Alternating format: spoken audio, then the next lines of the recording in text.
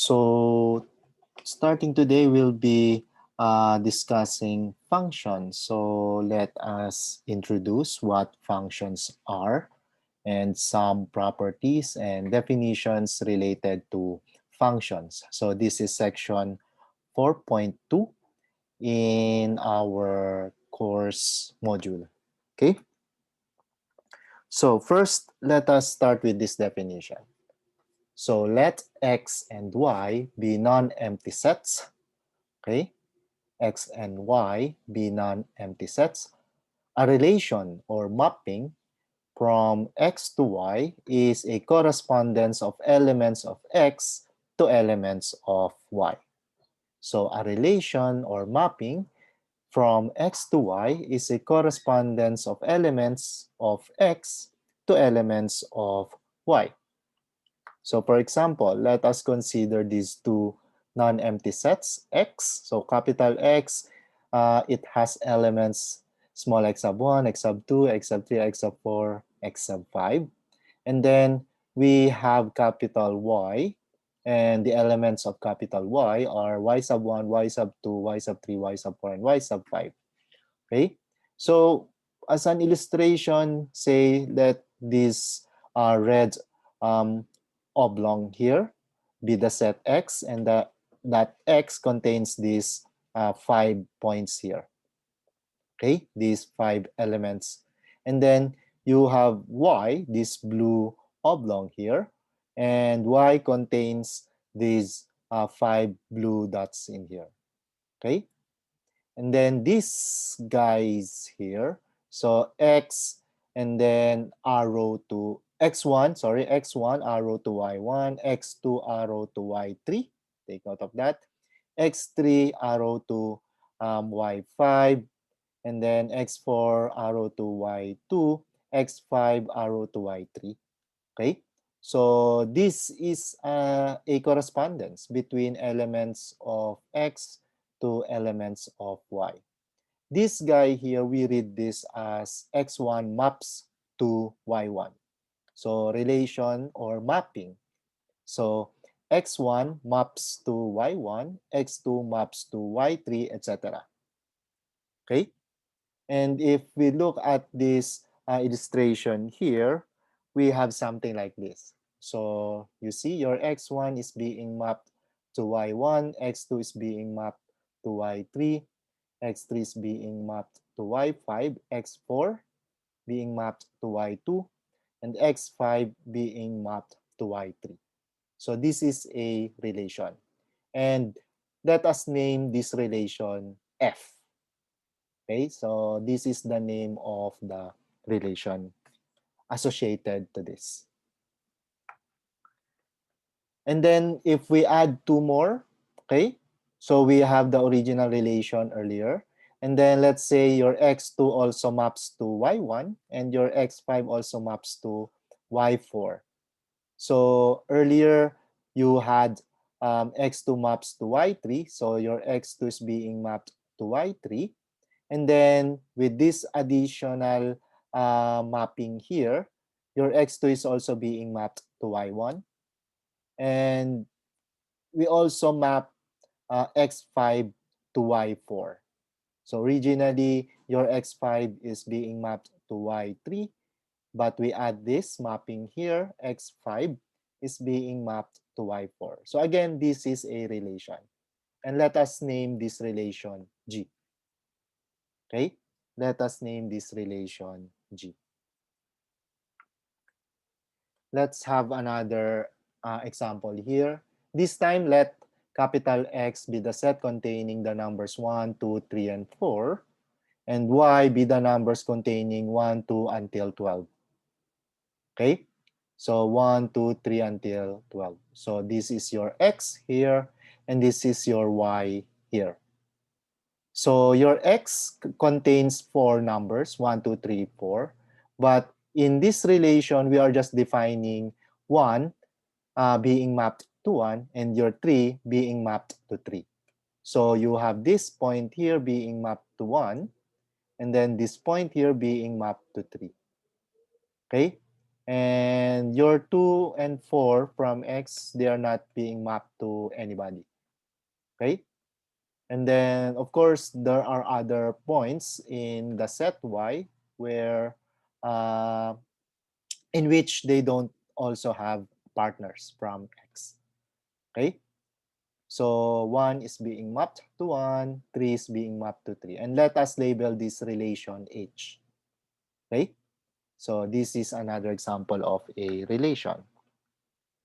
And then let's have this relation. So still we have your capital X set containing the numbers 1, 2, 3, and 4, and Y, the set containing numbers 1, 2, 3 until 12. Okay? And look at this. We name the relation I, okay?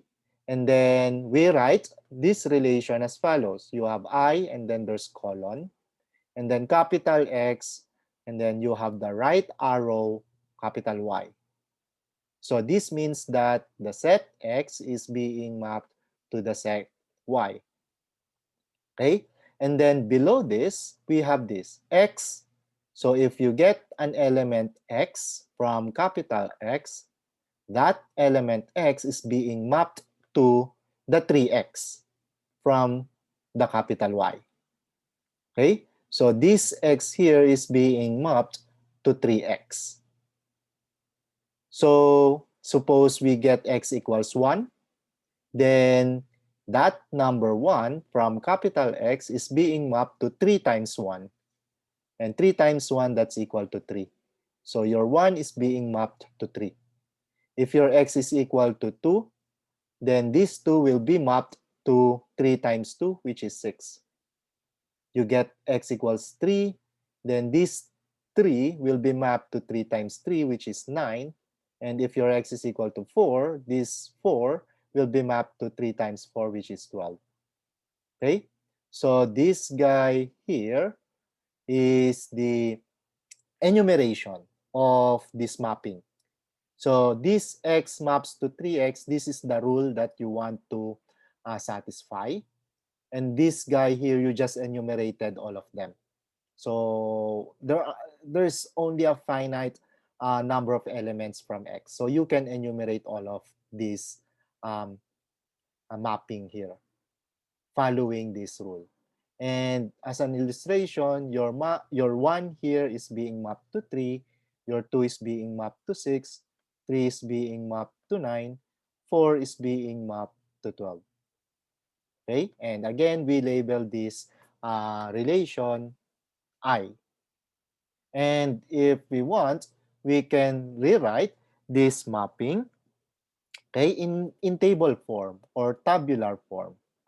So in here, we write in the first row, we have the values of X. So this will be coming from the set X. And then on the second row, we have the corresponding values for Y. So it's coming from the um, set capital Y. So you have in the first row here, you have 1, 2, 3, 4. And then on the second row, corresponding to 1, that's 3. Corresponding to 2, that's 6. Corresponding to 3, that's 9. And corresponding to 4, that's 12. Okay? So for this particular example, we now have several ways to write a relation. So you have an illustration, okay? You have the rule in here.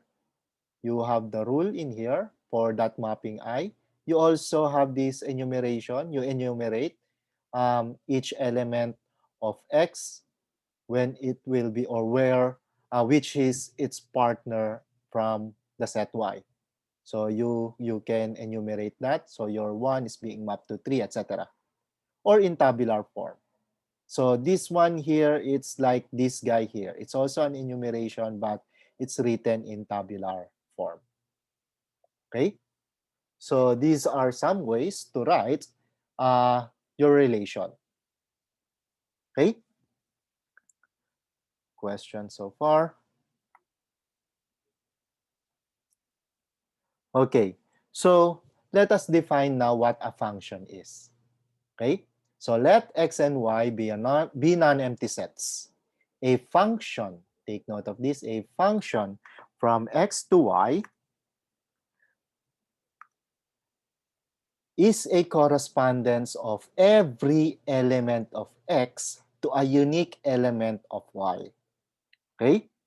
There are two things um, to take note. So we are defining a function here. Okay? And the correspondence is that every element of x is related or corresponds to a unique element of y. So each element of x is mapped to a unique element of y. Unlike in the relation, okay, unlike in the definition of relation, it only says correspondence of elements of x to elements of y. Okay? Correspondence of elements of x to elements of y. But in function, okay, we want every element of x to correspond to a unique element of y. Okay? So for example, let us recall the relation f with this um, mapping. Okay? So notice your x1 is being mapped to y1 and your x1 is only mapped to y1. Your x2 is only mapped to y3. Your x3 is only mapped to y5. Your x4 is only mapped to y2. And your x5 is only mapped to y3. Okay? So correspondence of every element of x. So from x1 until x5, each element of the set x corresponds to a unique element of y. So your x1 is uniquely mapped to y1, your x2 is uniquely mapped to y3, okay? x3 is uniquely mapped to y5, x4 is uniquely mapped to y2, x5 is uniquely mapped to y3, okay? So this relation f is actually a function from x to y. So every element of the set X is mapped uniquely to an element of Y. Okay? Question. If you look at this, notice that Y3 has two partners. Y3 is being partnered to X2 and Y3 is being partnered to X5 also. But this guy here doesn't violate any of the conditions here. Okay? Our condition is that all the elements of X must have a partner, okay? And all and each element of X must only have one partner, okay? It did not tell us that the element of Y must have only one partner. We don't care about Y in here, okay? So we only care about X to define a function, okay? So this guy here is a function from x to y. Now, let us recall the relation g. So this time we added, so it's just the function f and then we added these two conditions. x2 going to, x2 is being mapped to y1 and x5 being mapped to y4. So particularly this x2 is now mapped to y3 and y1. Okay? And also your x5 is being mapped to y3 and y4. Okay? Now, the first condition here is that every element of x must have a partner in y. So you have your x1, x2, x3, x4, x5. They have partners in y. Okay? But the other condition is that their partner must be a unique element of y. Meaning they are only partnered to a single y. So this x2 here is partnered to y1 and y3. And also your x5 here is partnered to y3 and y4. So this x2 and x5, okay, violate the uniqueness part. Although they have partners, okay, but it's not unique, or their partners are not unique. Okay? Your x2 has two partners, y1 and y3. Your x5 has two partners, y3 and y5. So this means that your relation G is not a function from x to y.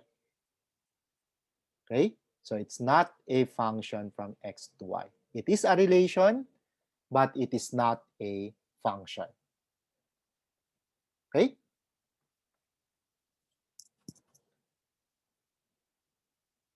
Let's look at this next example here. So you have your capital X, the set containing 1, 2, 3, and 4. Capital Y is the set containing 1, 2, 3 until 12.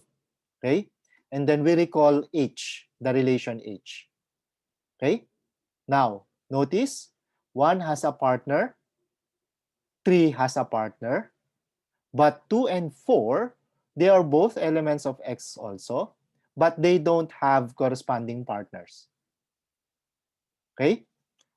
So it violates this part here. Every element of X must correspond to a unique element of Y. But in here, there are two elements from X which do not correspond to anything. And therefore, because of that, this H here is not a function. Okay? Question so far?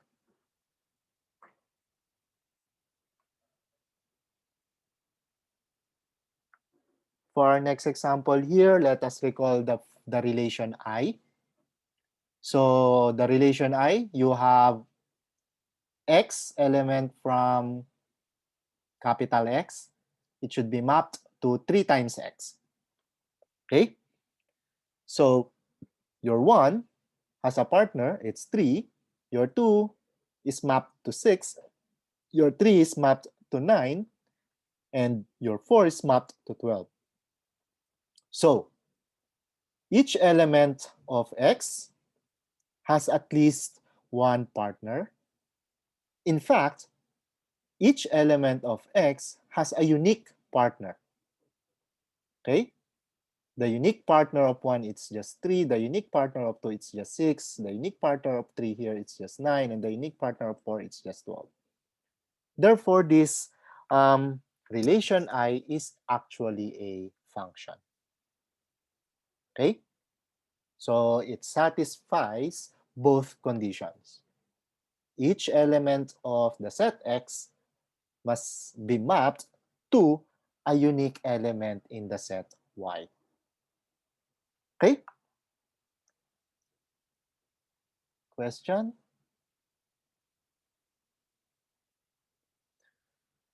So, let us formalize the definition.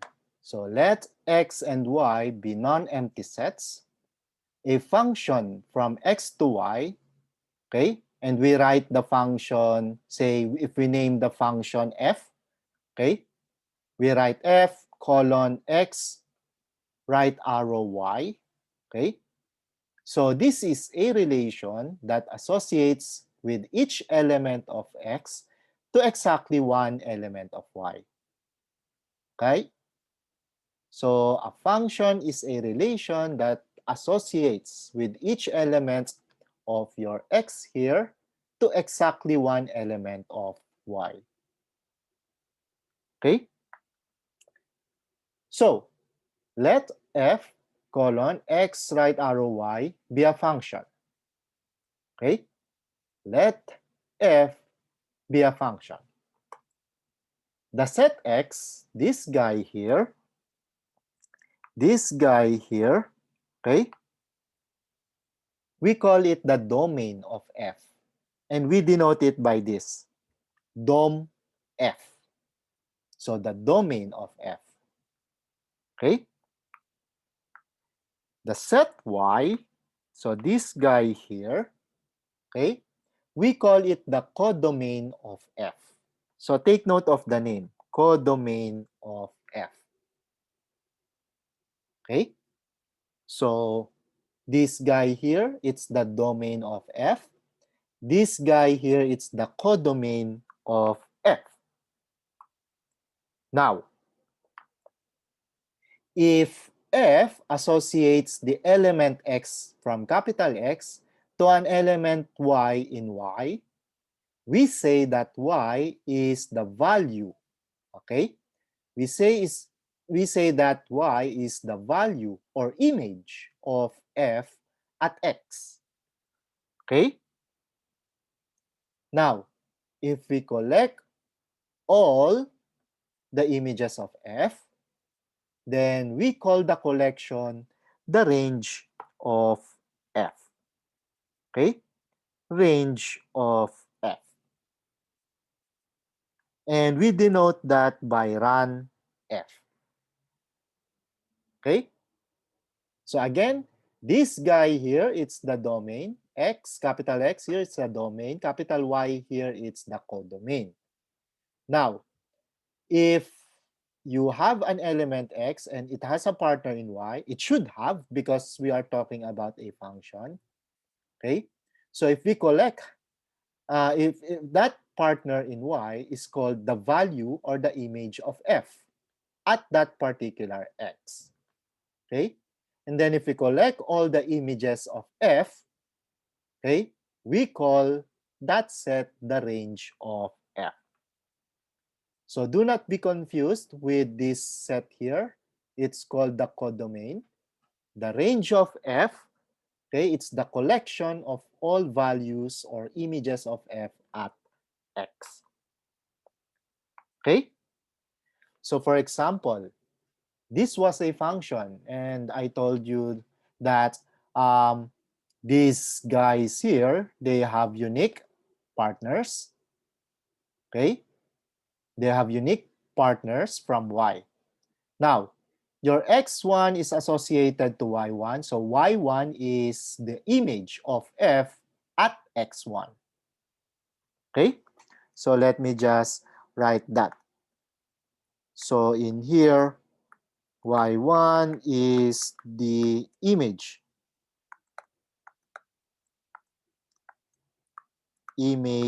of F at X1. Okay? Here you have X2 is being mapped to Y3. So in here, we say Y3 is the image of F at X2. And you can write Y5, it's the image of F at X3. Y2 is the image of F at X4. And Y3 is the image of F at X5. And we said F is a function from X to Y. We already mentioned that. But in here, the range of F, take note of this. Notice only Y1, Y2, Y3, and Y5, okay, have partners from X. So the range of F, it's just Y1, Y2, Y3, and Y5. Y4 here, it's not included in the range of F. Okay? So, codomain of the function F, it's all of them Y1, Y2, Y3, Y4, and Y5. That's your codomain. But if we only talk about the range, we only get those Y's. Okay, those Y's which have partners from X. Y4 does not have any partner from X. It's not part of your range. Okay? Is I that have question. clear? Sure. How about Y3 who has domain, two domain? It's not function, yeah? Where is the, what do you mean? Y, Y3? Y3. No, your Y3, we don't care about how many partners your Y's have.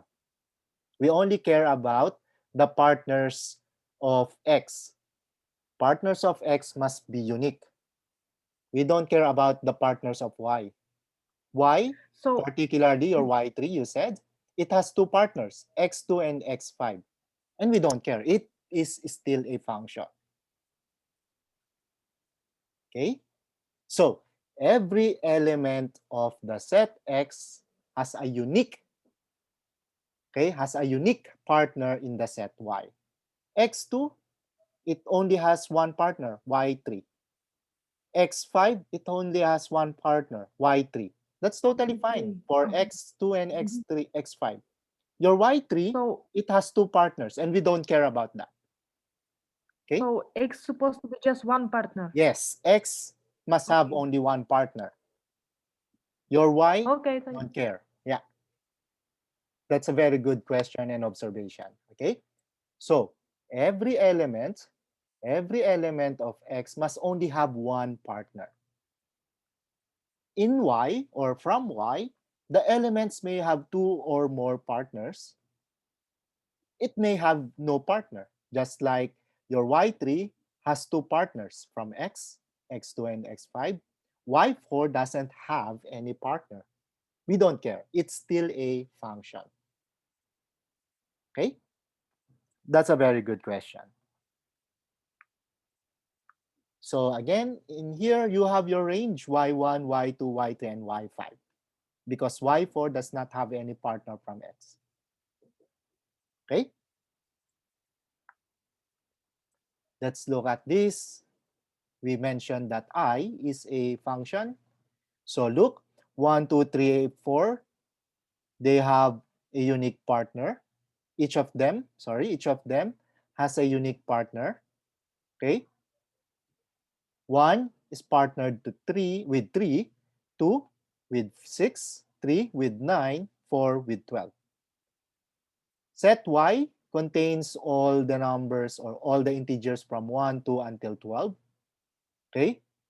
So this is your codomain.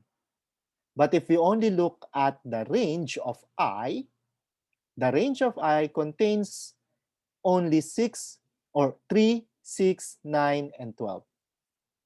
3, 6, 9, and 12 because these are the only numbers from Y that have corresponding partners. Okay? So is the definition of range clear? Any question?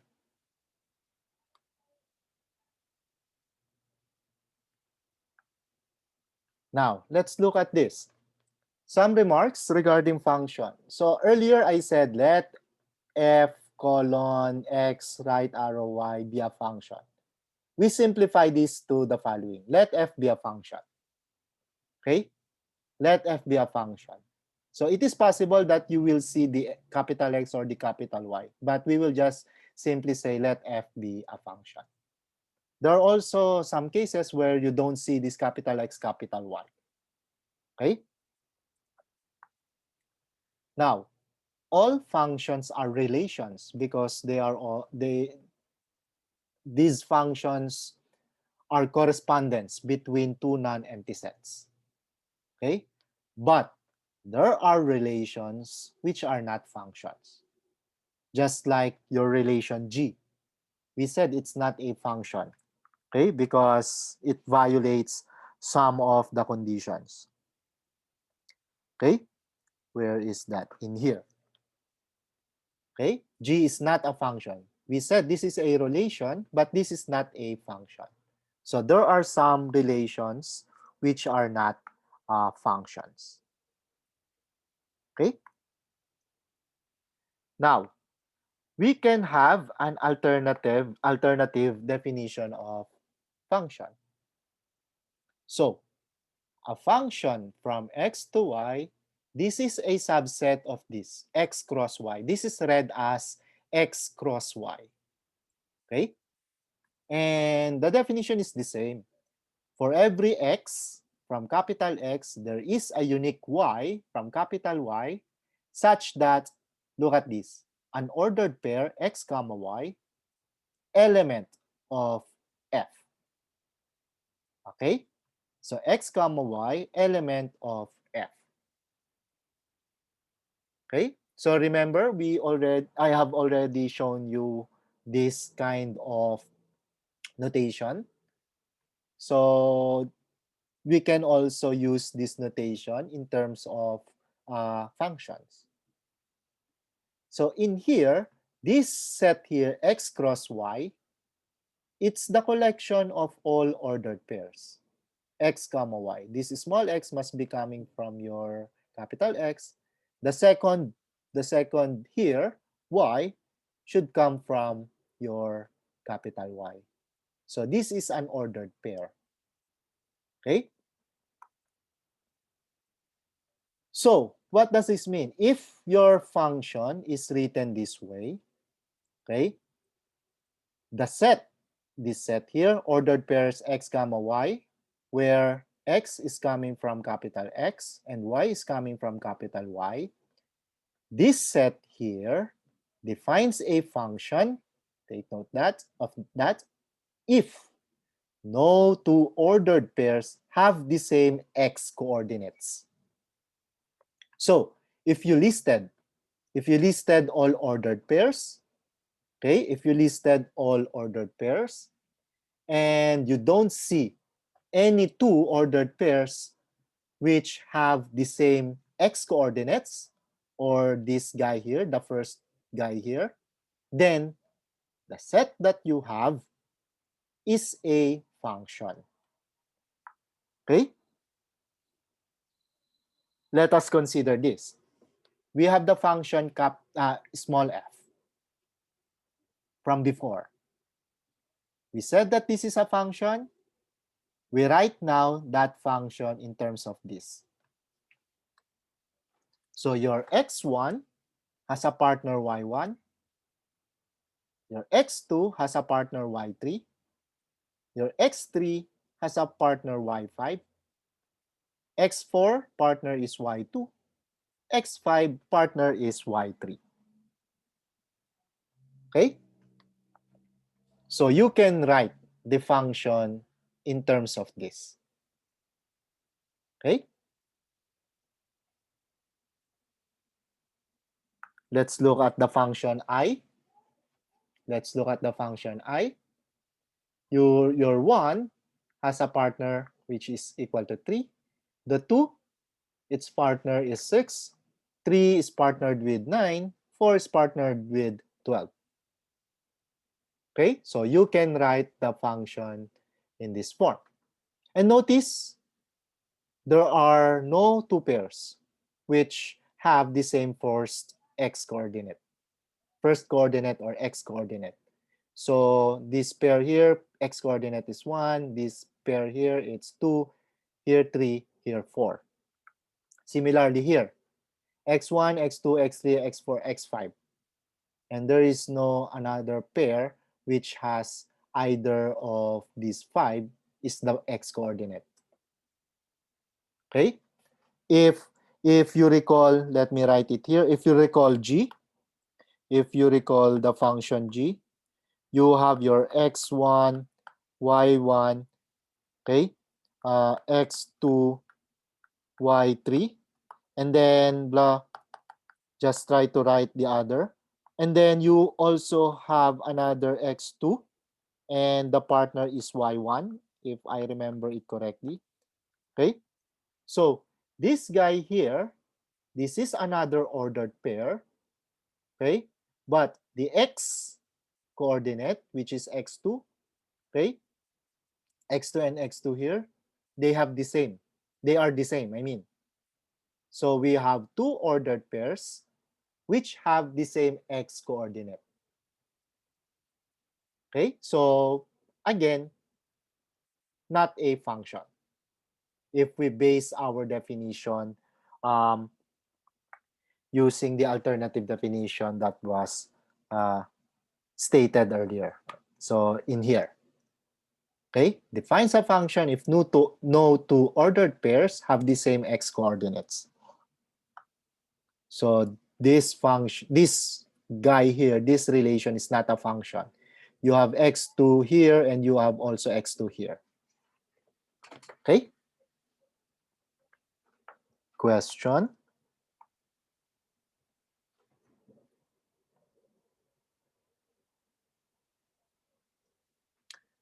Let's look at this example. Say, let us consider the set X. And the set X is the set of ordered pairs X comma Y, which satisfies, or X and Y satisfy, X squared plus Y squared equals 1. Okay? So, this set here does not define a function. Okay? So, you collect all those pairs, X comma Y, such that X and Y satisfy this condition here. X squared plus Y squared must be equal to 1. And this is not a function because, for instance, if you take your X equals 0, then possible Y's are 1 and negative 1. Positive 1 squared, that's equal to 1. X equals 0, correct? So this is gone. So you only have Y squared equals 1, and possible values for Y are 1 and negative 1. So you have two ordered pairs. You have two ordered pairs which have the same X coordinate. 0 partnered with 1, and 0 is also partnered with negative 1. So this is not a function. Okay? Question.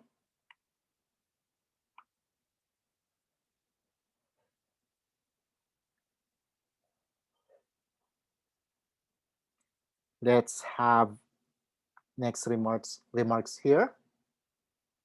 Let f be a function. Let f be a function.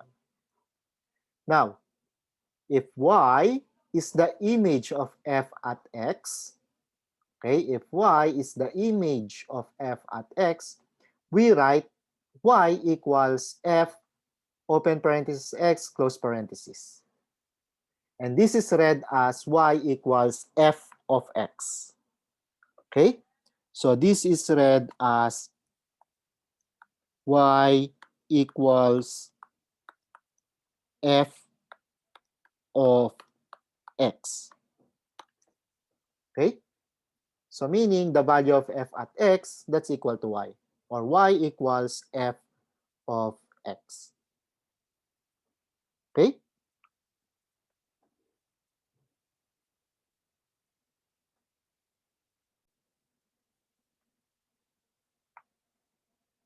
Now, we also say f of x is the value of f at x. Remember, y is the image or the value of f at x. If we write y equals f of x, this means f of x is the value of f at x. Okay? We call x the independent variable. Okay? Because this x here does not depend on anything. That's why it's called independent variable. Your y is called dependent variable. Dependent because you choose your x, whatever x you want, and you evaluate. I'll introduce the word evaluate. Okay, you evaluate that at in f, you will get a value for y. So y depends on the value of x you chose. So y is called dependent variable. Okay? Now, in this course, we assume R, okay, this guy here, to be the codomain of our functions. Okay? So this symbol here, okay, this is the set of real numbers. The set of real numbers. Okay? Sometimes we write this Sometimes we write this as, so you have your R. This is the set, open parenthesis, from negative infinity to plus infinity. So we collect all possible numbers, whether integer, rational, or irrational. We collect all of them. Okay? So the function capital F, or the function small f, has codomain, okay, the set of real numbers. So this y here will always be the set of real numbers. And we say that our function is real valued because we only consider real numbers. Okay, so in this course, we only consider real valued functions. But take note, the range of your function, it is possible that it is not the set R. It is possible that it's not from negative infinity to positive infinity. Okay? Take note that there's a possibility where a certain number is not an image of any element of the domain. Okay?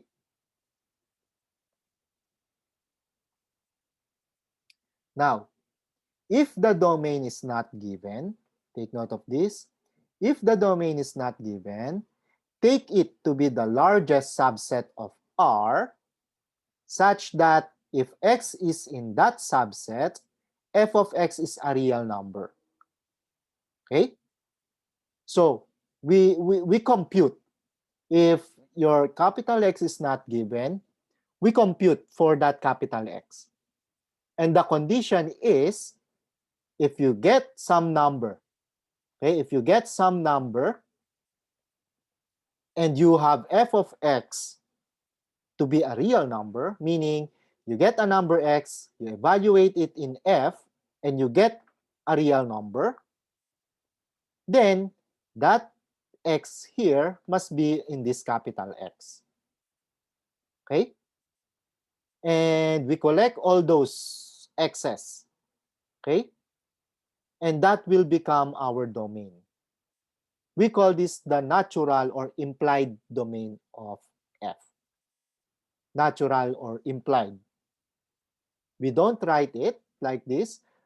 A lot of times we'll just write the function like this without this x right arrow. So let f be a function. We solve for the domain. We solve for this capital X using this condition. So we call it the natural or implied domain of f. Okay? So we'll have several examples on finding the domain. That's one of the goals in this section. We will be asked to find the domain of your function. Okay?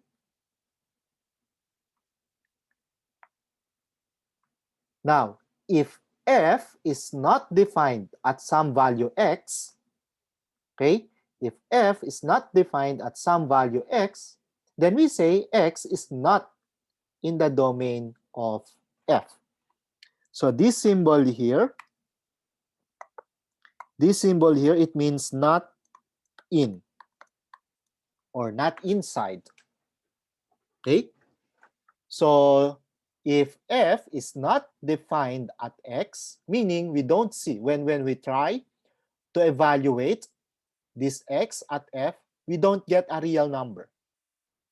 So it means that x is not in the domain of f. And we also say f of x does not exist. Okay? So again, to make these things clear here, we will have examples. So it will be better understood. I mean, they will be better understood if we consider some examples. Let's start with this one. Find the natural domain. Here, your function is f of x equals x plus 1. So when you get a real number x, you add 1, that will be the image of your x. So in here, I have written domain of f equals the set of real numbers. Or let's write this as from negative infinity to plus infinity. Okay? Because you get any real number, add 1, you'll again get another real number. If you get x equals 1 half plus 1, that's just 3 halves. It's a real number. If you get square root of 2 as your x, you add 1, 1 plus the square root of 2, that's another real number, etc. So whatever real number you get, you evaluate it in f, and then you will still get a real number.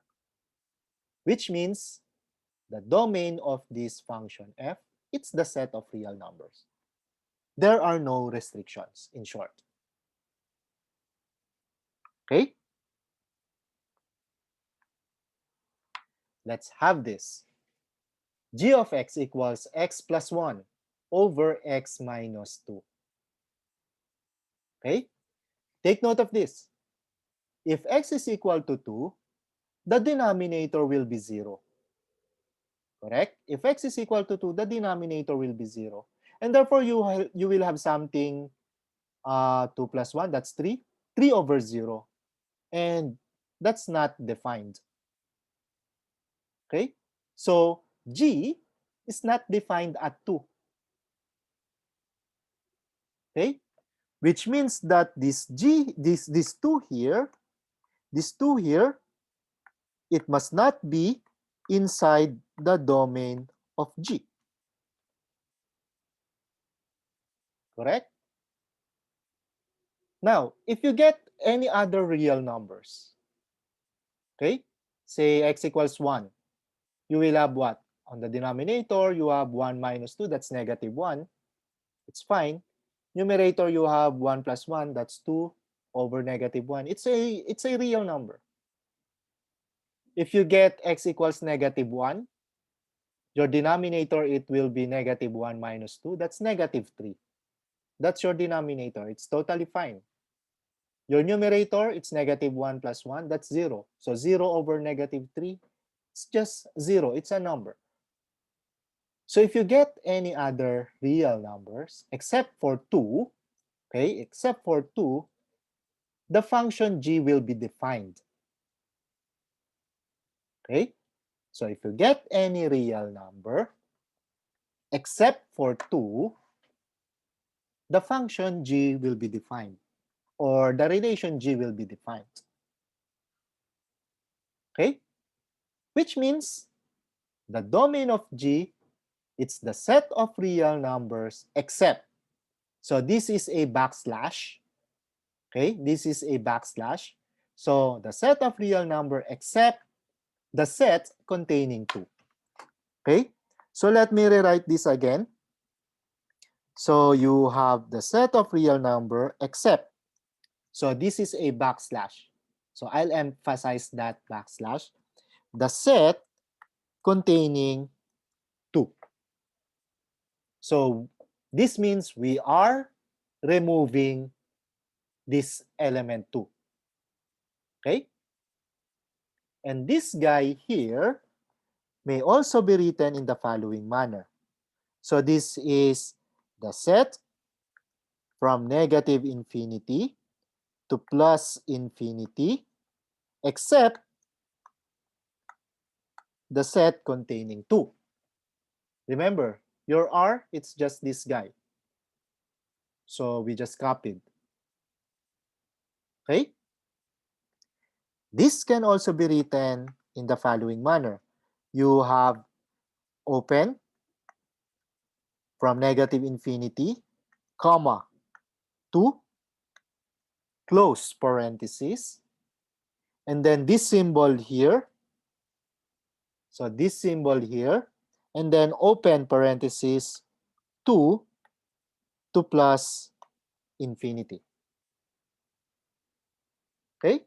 So this guy here or this guy here can also be written using this.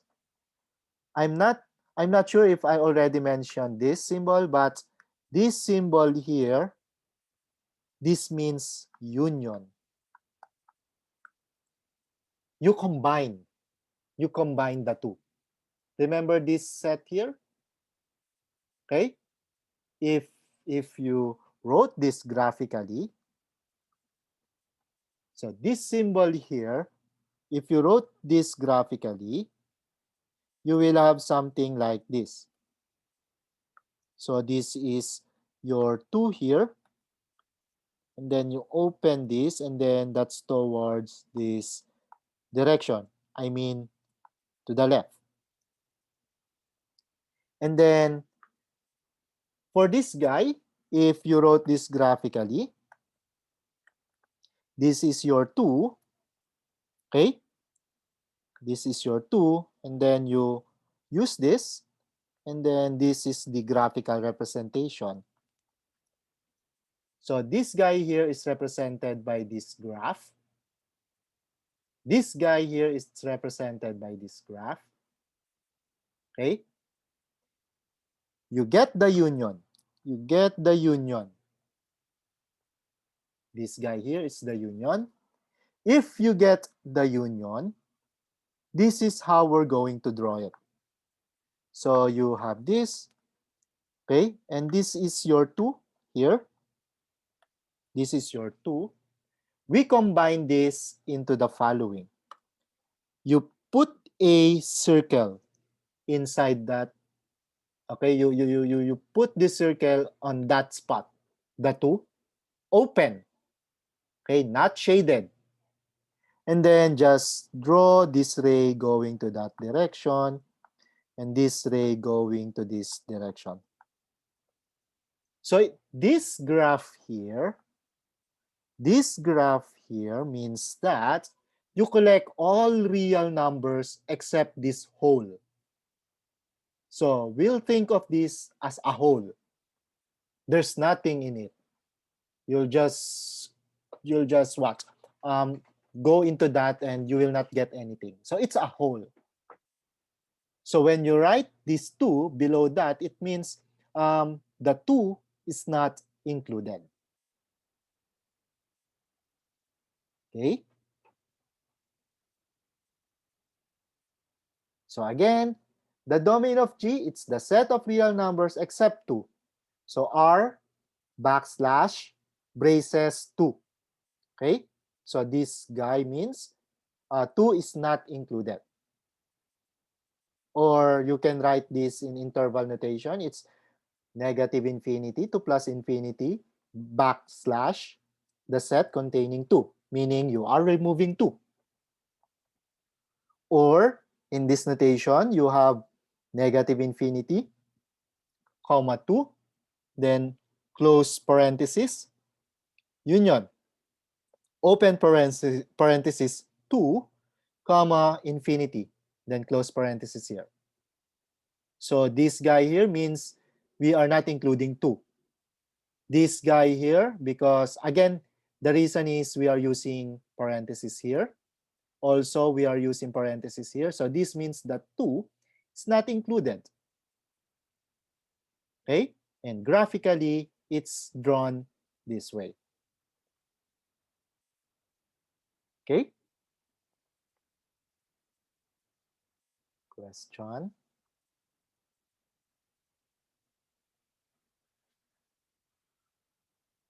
Now, some students do this.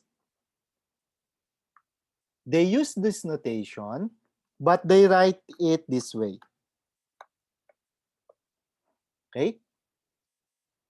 Mathematically, this is incorrect in a sense that this guy here is not the same as this. Okay? Mathematically. But a lot of students do this. I'm not sure why they are used to doing this. Okay? But I do not recommend, and I am not teaching you to write this if you mean this. Okay? If you mean this. Okay? So if you're someone who do this, stop doing it because mathematically it's not the same as this. This one, um, take, take note that when you write this, you are trying to remove a set of elements. This is a set, you remove some set. Okay? In here, uh, you have a set, you remove a number. But you must operate on set with set. Okay? So that's an abstract explanation. So again, if you mean something like this, if you mean you want to remove some numbers from a set of elements, you must put the numbers inside a set also, just like this guy. Okay? So do not use this. Okay? So not, please do not use. Okay? Please do not use. If you meant, or if you mean set of real numbers except the set containing 2. Okay?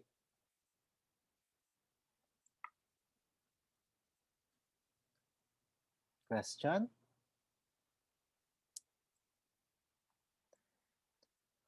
Another function here, h of x equals square root of x squared minus 9. Try to check that this is a function. Okay? Now, we said that if you have a square root, the one inside must be positive or equal to 0. So if we want to solve for the domain of h, okay, if we want to solve for the domain of h, we require x squared minus 9 to be greater than or equal to 0. Okay? We require x squared minus 9 to be greater than or equal to 0. So try to solve this inequality. I already showed you how to do this with x squared minus 1 greater than or equal to 0. You do the same. You do a very similar solution. You factor x squared minus 9, and then you will have something like x minus 3x plus 3. So x minus 3 times x plus 3 must be greater than or equal to 0. So both must be positive or both must be negative. Okay? So try to work on this inequality. Okay? And then you will see that if you work on this inequality, what you will get is that your x must be less than or equal to negative 3, or your x must be greater than or equal to positive 3. This is the one that you will get. Okay? This or here in symbol, it is your union. That's why you have this union here. Okay? That or means union. So you combine. You combine this set with this set. And this set, take note, this set, it's your negative infinity, comma, negative 3. And since we also want equality, you will get this. And then union. And then for this set, you have your 3 to plus infinity. And we also want equality, so you have square bracket here. And that's what you will get in So this is the natural domain. Take note, 0 is not included in here because if you take x equals 0, this becomes 0 minus 9, and therefore you will have square root of negative 9. And that's not defined, at least in our course. So you cannot have that 0. And therefore, 0 is not in the domain of this function. Okay? Question? I have question. Sure. Uh, the x greater than 3, why its signs change? What do you mean why signs change? If you try, okay, so I think this is what you want to see. If you try, because you have here, right? You have factors x minus 3, x plus 3. Mm-hmm. And this must be greater than or equal to 0. Okay. So you divide this into two parts. Either you have x minus 3 greater than or equal to 0 and,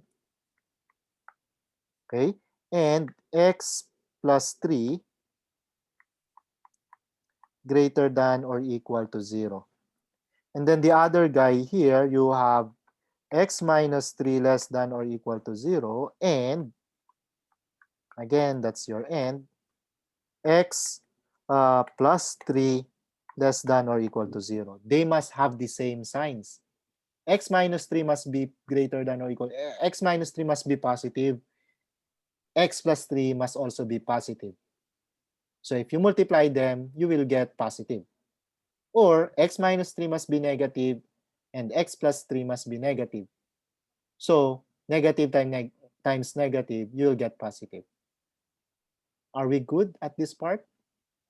Yeah, okay. Thank you. So from here, so this is almost the complete solution. From here, what you will get is your x must be greater than or equal to 3 and your x greater than or equal to negative 3. So you combine this and meaning both must be satisfied. And then for this, you will get x less than or equal to 3 and x less than or equal to negative 3. So you will see this. You will be able to solve this. So this guy here tells you your x must be greater than 3, while this guy here, it will tell you that your x must be less than or equal to negative 3. That's why you have these two guys. So they changed signs. It's like you changed the sign. Okay?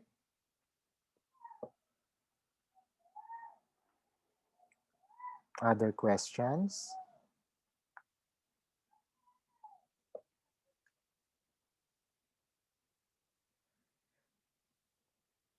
For our next function here, k of x equals x squared minus 1 over x minus 1. Look at this. The denominator, it's x minus 1. If x equals 1, the denominator is 0, which means we cannot do this. You cannot have a denominator 0, whatever your numerator is. Okay? Which means we remove 1. Okay? We remove 1 in the set of possible domain. And then whatever other numbers you use, okay, whatever number you get, except for 1, of course, this will have a value because the denominator will not be 0.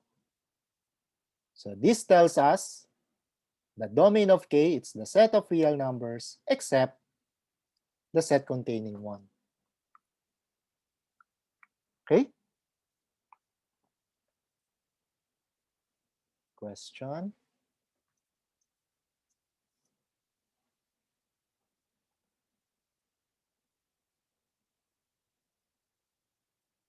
question.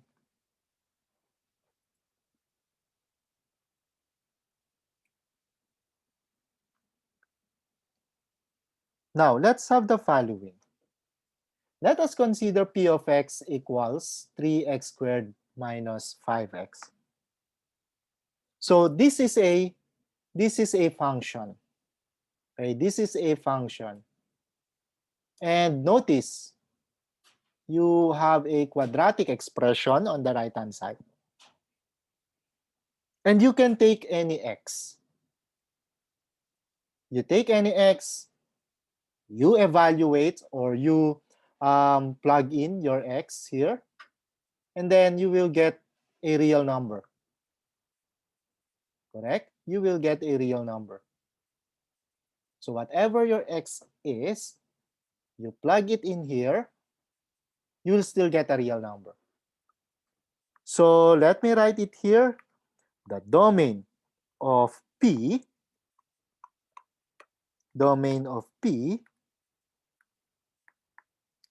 this is the set of real numbers. Okay? Now, let's look at this.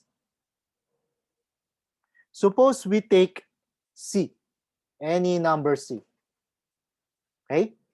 And then let's just take 1 also. And then we evaluate P of C plus P of 1. So meaning, for the P of C, we just replace the x's here with C. And then for the P of 1, we just replace the x's here with 1. And then you add them. Okay? So you have here, your x is replaced by C. So you will have your 3c squared minus 5c. So you replace your x with C. And then plus, this is the plus here. So for emphasis, I will write that. So this is your plus here. That's this guy here. This guy here, it's your P of C. And then P of 1, so we replace your x with 1. So it's just 3 times 1 squared minus 5 times 1. So this guy here, it's your P of 1. Following so far?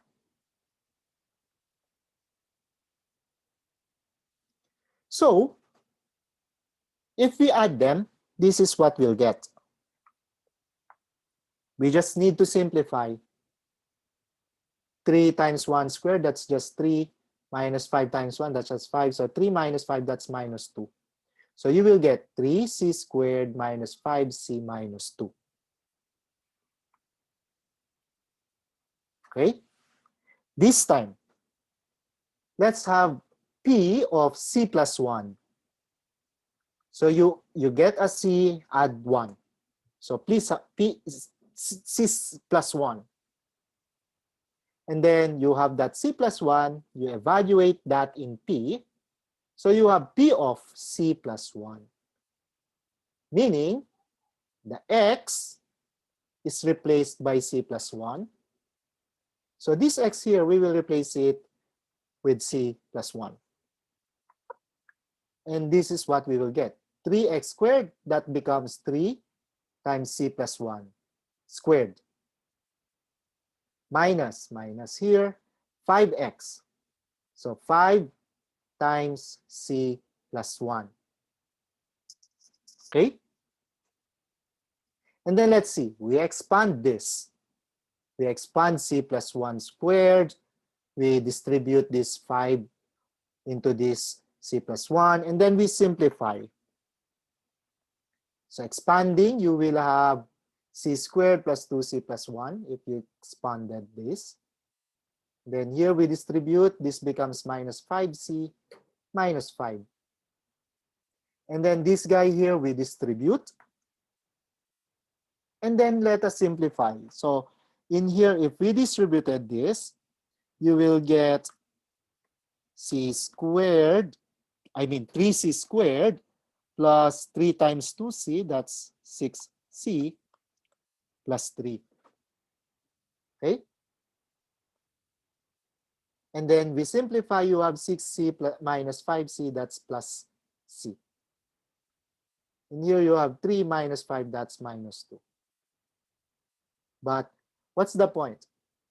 P of c plus 1, you get 3c squared plus c minus 2. On the other hand, you have P of c plus P of 1. This is 3c squared minus 5c minus 2. This guy and this guy are not the same. Okay? The point is,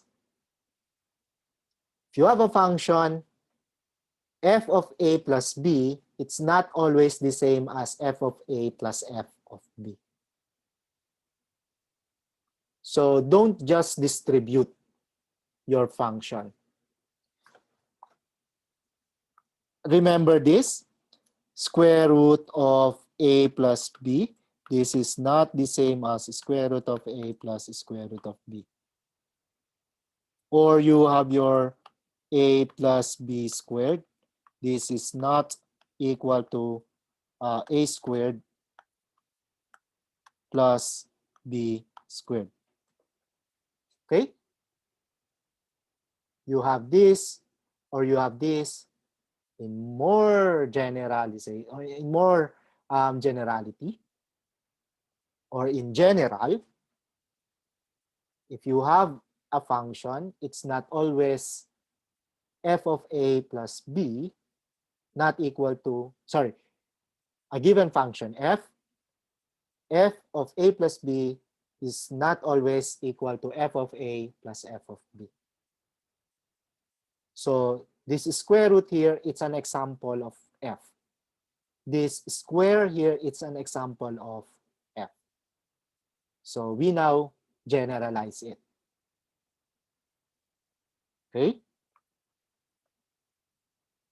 So don't just distribute.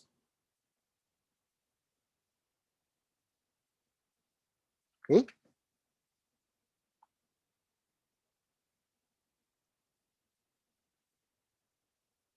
Let us consider again that function p. Okay? So this time, you have p of x plus h minus p of x over h.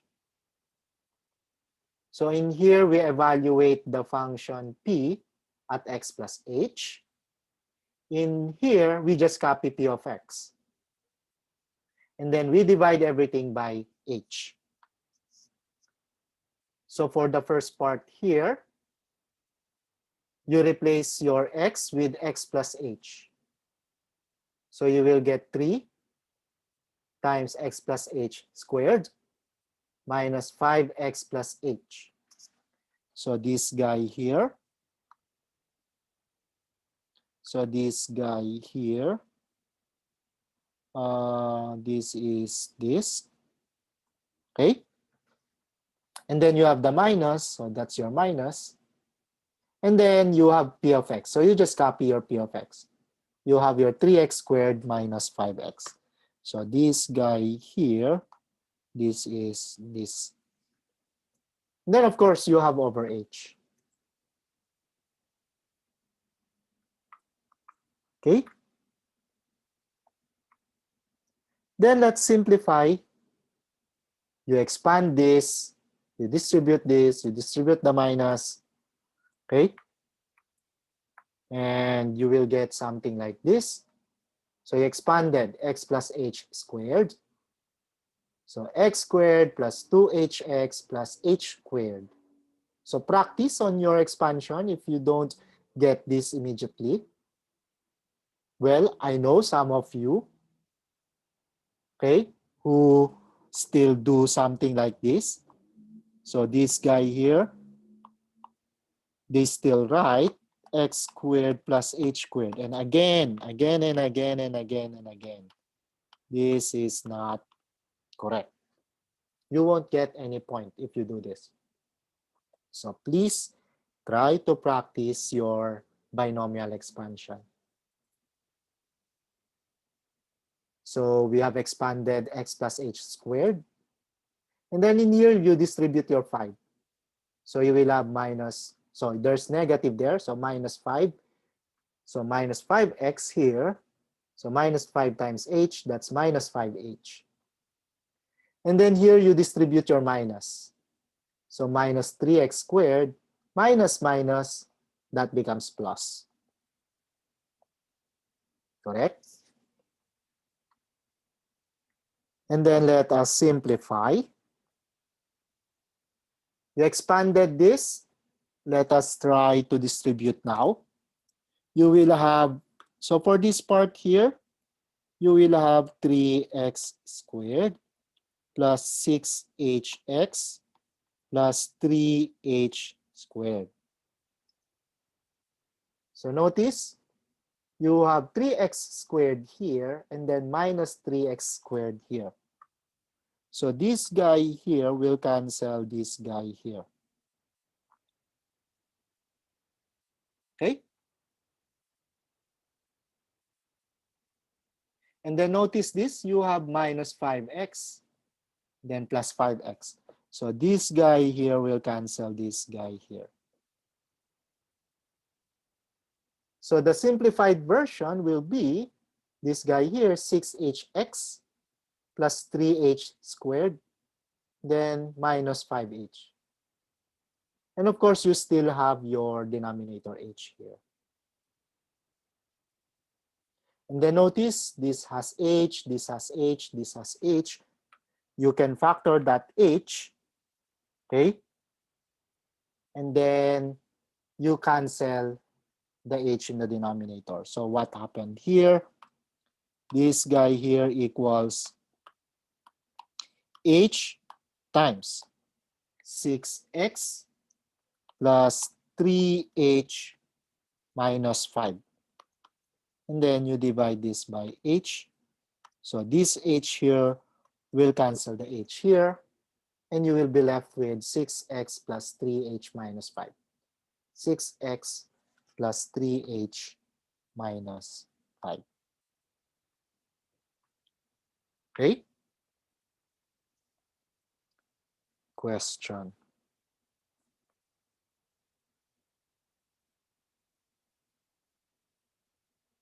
So, I presented this because this expression here has a special name.